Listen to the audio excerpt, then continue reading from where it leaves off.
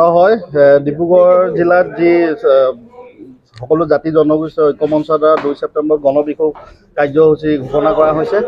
আচলতে এইটো অকল বিক্ষোভ কাৰ্যসূচীয়ে নহয়, এইটো এটা অসমীয়া জাতিৰ অস্তিত্ব ৰক্ষাৰ এটা যুঁজ যি আমি আগবাঢ়িব বিচাৰিছোঁ।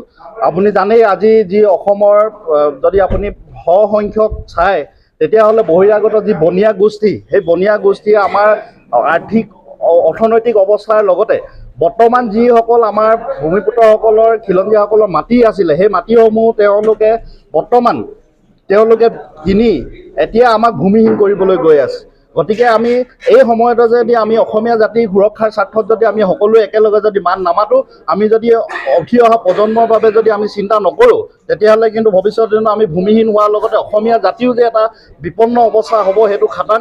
গতিকে আমি সকলোকে অনুৰোধ জনাইছোঁ যে যি অসমীয়া জাতিৰ ৰক্ষাৰ স্বাৰ্থত সকলোৱে ওলাই আহক, ওলাই আহি আমাৰ যি 11 দফীয়া দাবী আছে এই দাবীৰ বাবে আমি প্ৰথম কাৰ্যসূচী হিচাপে এই কাৰ্যসূচী লৈছোঁ। পৰৱৰ্তী পৰ্যায়ত যদি আমাৰ দাবীসমূহ পূৰণ নহয় তেতিয়াহ'লে কিন্তু আমি সকলো জাতি জনগোষ্ঠীয় সংগঠনে আমি জংগীতকৈ জংগী কাৰ্যসূচী ল'বলৈ বাধ্য হ'ম।